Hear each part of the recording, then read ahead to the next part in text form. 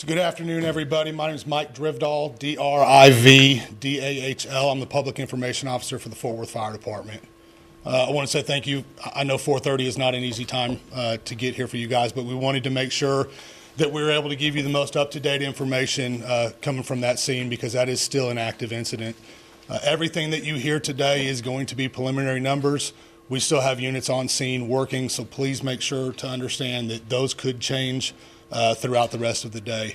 Fire Chief Jim Davis will speak on behalf of the fire department, and then I'll let Officer Segura introduce the police chief, and Matt Zavatsky on behalf of MedStar, and then Mayor Betsy Price on behalf of the city. I think everybody up here will say it more than once. Our thoughts and prayers are with everybody involved with this incident. This is not an easy one by any means. It's not a normal accident that we work on a regular basis. This is not a fender bender. This is a major catastrophe in our city. So with that, I'll turn it over to Officer Segura. Thank you, Mike. Welcome, everyone. Well, today we have been challenged with a huge incident in front of us. Thanks to all the community members, thanks to all the social media and our media partners and our public. Chief Noakes will go over some of the details that we have done. As Mike said, it is a very active scene.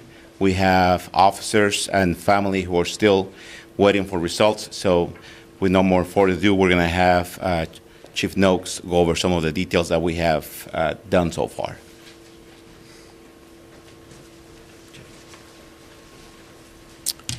Good afternoon. Thank you for being here.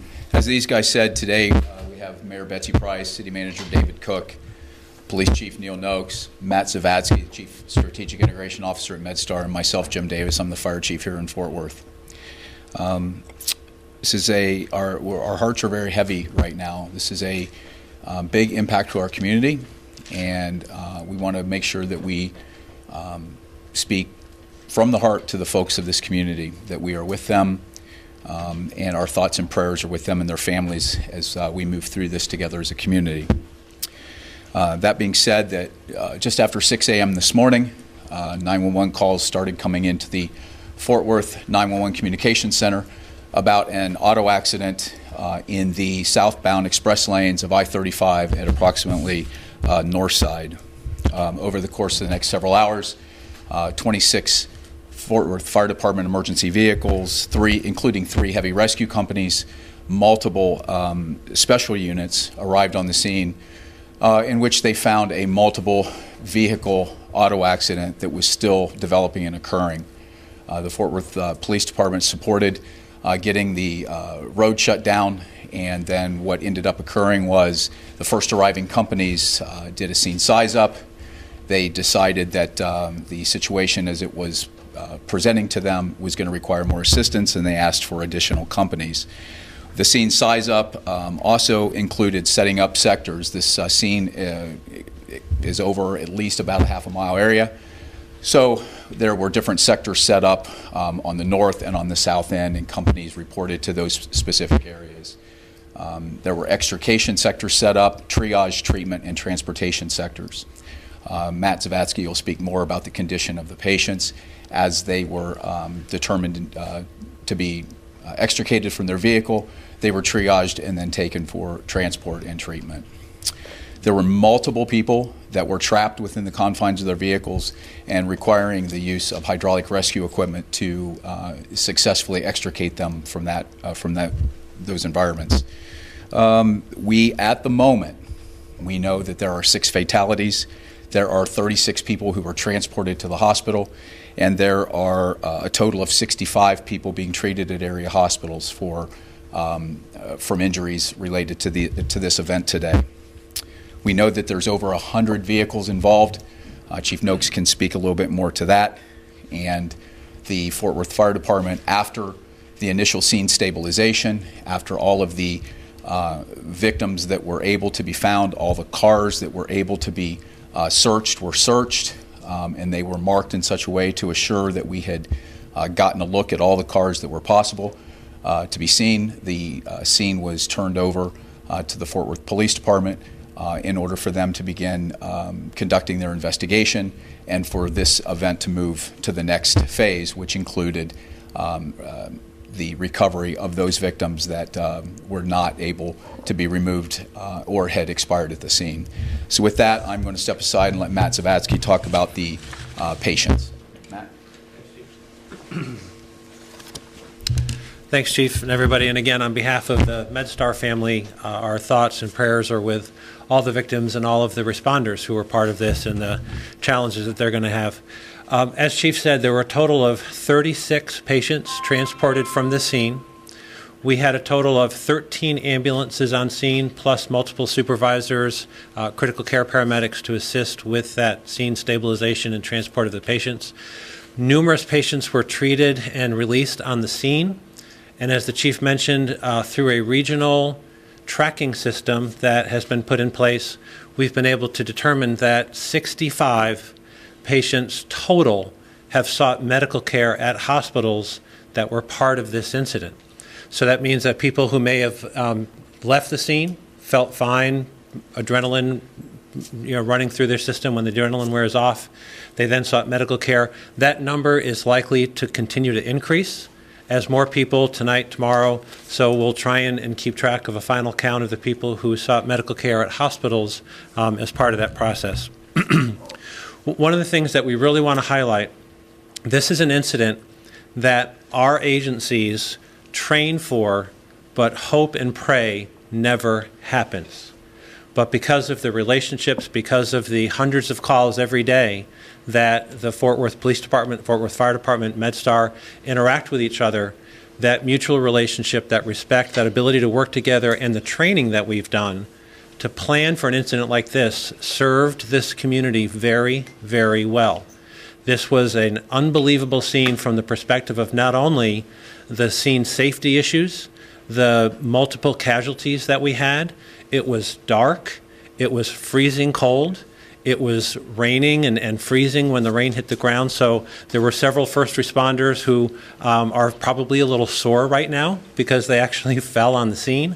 But through all of that, the ability to get this number of patients from that type of a scene, as you heard the Chief say, over a very large geographic area, and to get everybody that needed to be off that scene quickly within an hour to an hour and a half was amazing.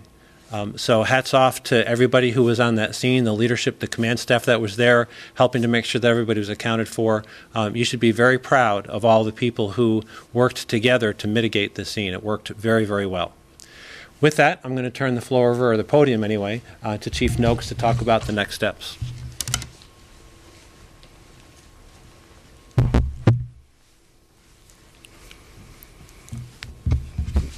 As you've heard, we're all coming to you with heavy hearts today. The scene we saw today is one really unlike one probably any of us have ever seen, and one we pray to God we never see again. Our hearts, our thoughts, our prayers go out to everyone negatively affected by this tragic incident, anyone who was injured, anyone who lost someone, all the family and loved ones of those who are affected. We feel your pain.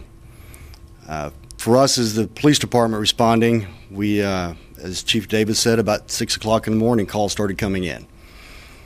By 6:05, we had officers dispatched, and by about 6:13, we had officers on scene. In total, we had more than 80 police units on scene helping, including our Special Events Emergency Response Unit, which responds to any type of incident that's large scale in nature. And when I arrived on scene, I can tell you, as Mr. Zavadsky just said, the cooperation and the collaboration between the Fort Worth PD, the Fort Worth Fire Department, MedStar, and a multitude of wrecker companies was done very well. You should be proud of the service you received from all the first responders that was out there. And we also want to give a big thanks to all of the healthcare workers who we know were overwhelmed by the numbers of patients they had to see, and we thank them for all that they did to help out. In total, so far, and this is not a final number, we have about 133 cars that were involved in the accident. It appears at this point in the investigation, which is still very preliminary, that ICE was a factor. On a personal note for Fort Worth PD, we had 4 officers that were injured. 3 that were en route to work, 1 that was injured while working the scene. I'm proud to say that they have all been released from the scene, from the hospital, and none suffered serious injuries. This is a tragic day for the Fort Worth family overall, but as we always do, we will get through this. We appreciate the thoughts and prayers that are already out there, going out to all the first responders and especially to the families that are impacted by this incident. We're here for you, and we thank you for being here for us. Thank you. Mayor Price?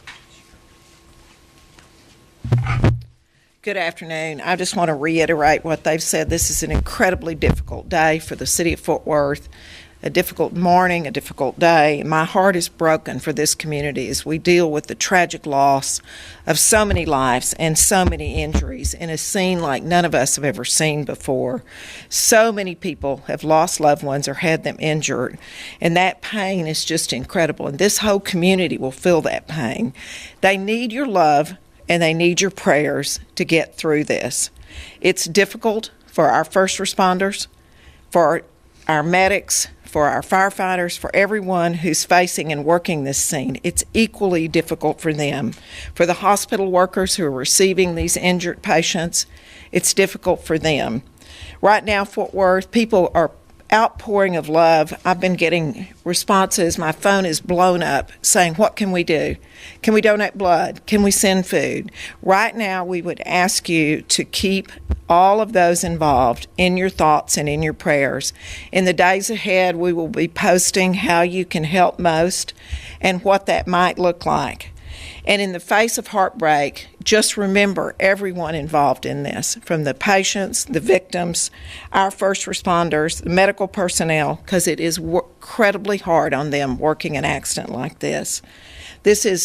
There will be human stories unfolding from this. We're already beginning to hear so many stories about people's heroic efforts, and there will be more to come in the days to come.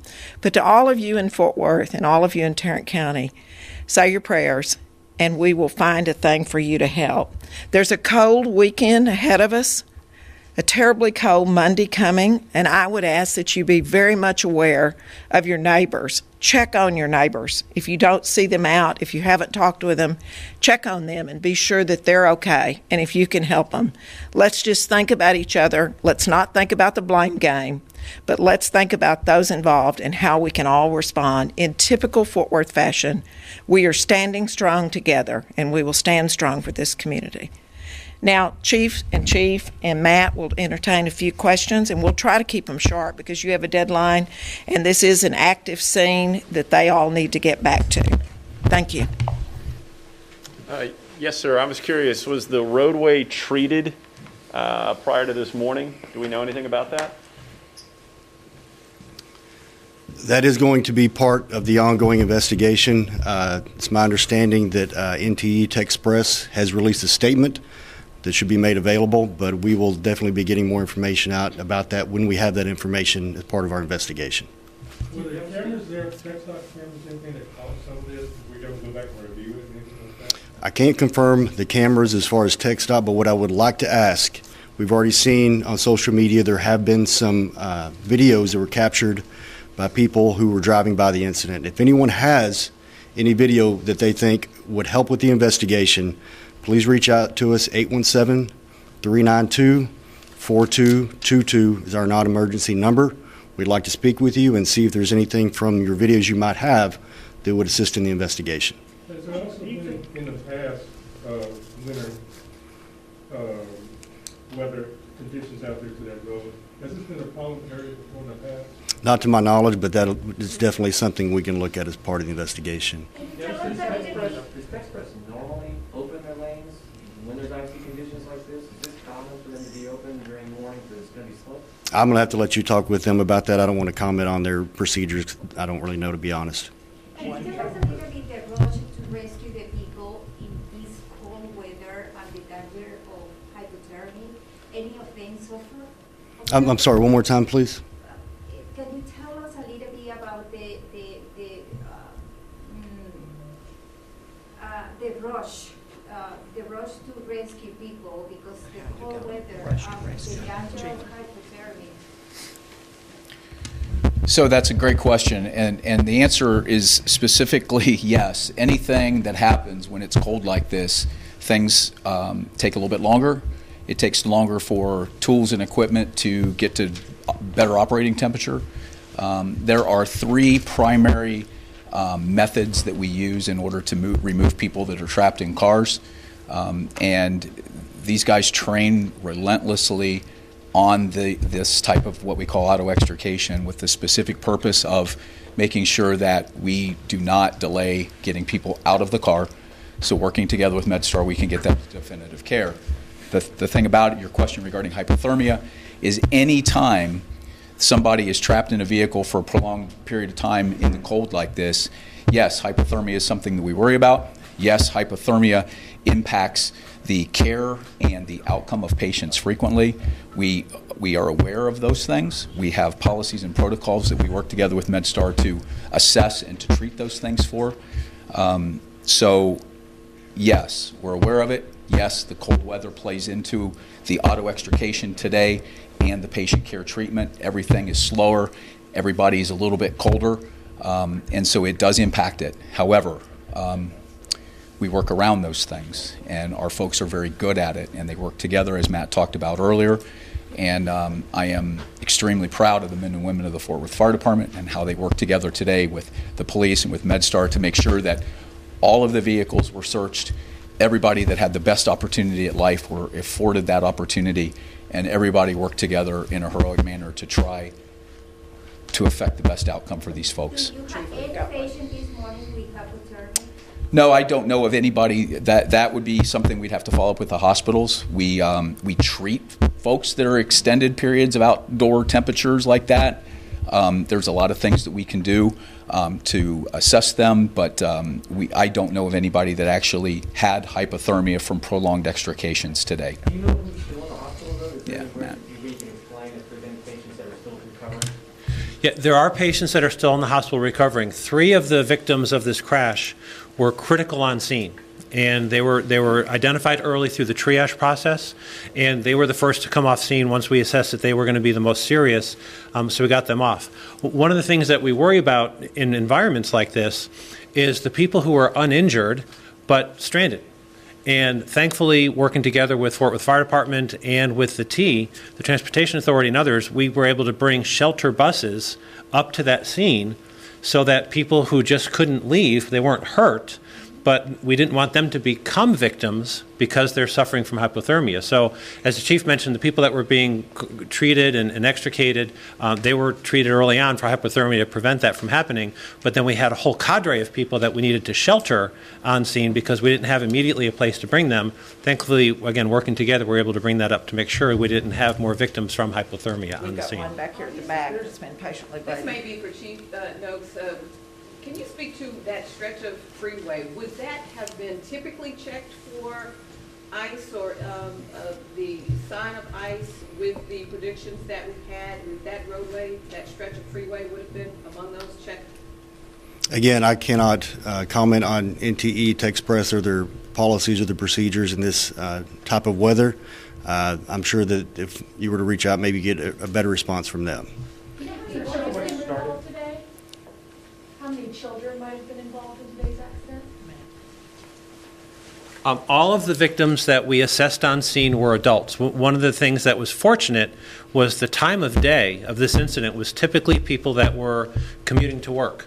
And thankfully, all of the people that were assessed, treated, and or transported, there were no pediatric patients involved at all. We heard there were some that were healthcare workers, though, coming off their shift. Is that true? We did observe that. And if you think about the timing of the crash and people who can't opt not to travel, it's going to be your frontline healthcare workers and others, truckers as well. So we did see a large number of people that were victims of this accident that were in scrubs, that had hospital IDs on, which, to be quite frank, made it a little bit more stressful for those of us, because in some cases our folks would know those folks because they might work in the emergency room or others. But typically shift change for the hospitals and the places downtown are going to be 7 o'clock. So we did see a lot of people that were healthcare workers that were part of this crash. We'll just take a couple more, and then we need to let them get back to this accident scene. Please be careful about touching the podium. It Exactly. shorts out the microphone. We're expecting expecting this to be a multi-day weather event. What are we doing tonight to make sure that this doesn't happen tomorrow or in the coming days? Well, the city's streets, we've been sanding for a couple of days. We will continue that process. We're working with our partners at TxDOT to continue that. Our EOC is stood up and in full operation. We'll be monitoring the situation from every extent across this severe weather. Mayor, One more. Did you invite the agency that's in charge of this express lane to this press conference? I believe we did. Did they say no? I didn't see the response. Can we just touch on the actually specifics of getting to this lane? How hard was it to get to people? Chief, you would, To get these y'all, cars you out were of not, this situation? the chiefs would have been the first ones, so they can answer that better than me. Yeah, thankfully, the way the express lane's set up and where this accident occurred, access to the accident scene itself was not problematic. You could get to it in a couple different ways from north or south. However, the problem was it was spread out over such a large geographic area that it required us to set up basically two different scenes in order to make sure that we were able to work together to navigate the area, the wide swath of area that this road accident occurred on. Speaking of setup. This is gonna be the last slide. Earlier today, we were discussing the fact that maybe if this road had had a shoulder, this could have been avoided. Yeah, I don't know that I don't know that any of us are in a position to answer that question for you today. I'll go back though to your question about the weather the rest of the night. I know that we are out 24 hours a day. We are on the streets 24 hours a day, and when our folks, any of us, see conditions that are unsafe, it is reported. As the mayor mentioned, our Joint Emergency Operations Center is functioning and up and running with the expectation that the bad weather is going to continue to go on over the next couple of nights. And so those notifications are made, and then the communication between whatever partner's responsible for that roadway occurs to make sure that there's the best opportunity to solve that problem. Can we get a clarification? Just a clarification on who's still. Folks, so we're going to have the PIOs remain on the room if you have any further questions. Keep in mind we have our media portal, police access to all of you. You all have our contacts. Again, we have to go back to the scene. It is an ongoing investigation. So thank you for your time. Have a good evening, and please follow us on all the social media platforms. Thank you. Thank you. So I was just gonna step up and say contact PIOs. Use the crowd storage. We could.